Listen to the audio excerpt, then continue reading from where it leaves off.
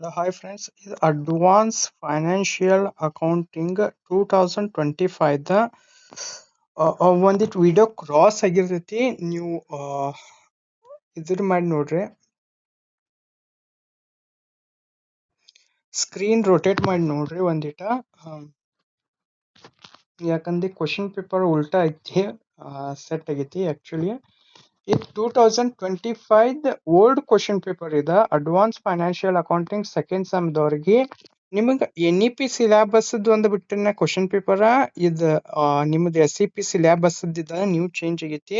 ಇದು old question paper ಅಂದ್ರೆ ಹೋದ ವರ್ಷದ ಕ್ವಶನ್ ಪೇಪರ್ ಇದೆ. ನಿಮ್ಗೆ NEP ಸಿಲೆಬಸ್ 2024 ಐತಿ, ಇದು 2025 ಐತಿ. ಈ ವರ್ಷದ 2026 ನಿಮ್ದು 3/6/2026 ಎಕ್ಸಾಮ್ ಐತಿಲ್ಲ.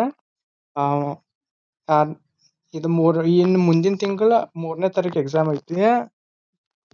ಆ ಎಕ್ಸಾಮ್ದನು ಮಾಡೆಲ್ ಕ್ವಶನ್ ಪೇಪರ್ ಮತ್ತು ಇಂಪಾರ್ಟೆಂಟ್ ಕ್ವಶನ್ ಪೇಪರ್ ನಮ್ಮ ಯೂಟ್ಯೂಬ್ ಚಾನಲ್ನಾಗ ಅವೈಲೇಬಲ್ ಐತಿ. ಬೇಕಂತ ನೀವು ಚೆಕ್ ಮಾಡ್ರಿ. ಇದು ಒಂದಿಟ್ಟು ಫುಲ್ ಕ್ಲಾರಿಟಿ ಆಗಿಲ್ಲ. ನಿಮಗೆ ಕ್ಲಾರಿಟಿ ಆಗಿದ್ದ ಒಂದು ಕ್ವಶನ್ ಪೇಪರ್ ಒಂದು ಬಿಡ್ತೀನಿ. ಈಗ ತಕ್ಕ ನೀವು ಒಂದಿಟ್ಟು ಹೈ ಕ್ವಾಲಿಟಿ ರೆಸಲ್ಯೂಷನ್ ಆಗಿಟ್ಟು ನೋಡ್ರಿ. ಇದು ಯಾಕಪ್ಪ ಅಂದ್ರೆ ಕೆಲವೊಂದು ಕ್ವಶನ್ಸ್ಗಳು ಅದ್ರೊಳಗೆ ಅವೈಲೇಬಲ್ ಇಲ್ಲ. ಅಂದ್ರೆ ಕೆಲವೊಂದು ಕ್ವಶನ್ಸ್ಗಳು ಹಾಕಿಲ್ಲ.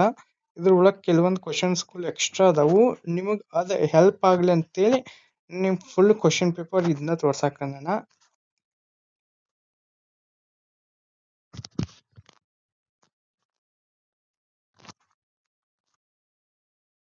ಇನ್ನು 15 ಮಾರ್ಕಸಿಂದ ಕೇಸ್ ಸ್ಟಡಿ ಒಂದು ಹಾಕ್ಯಾರು.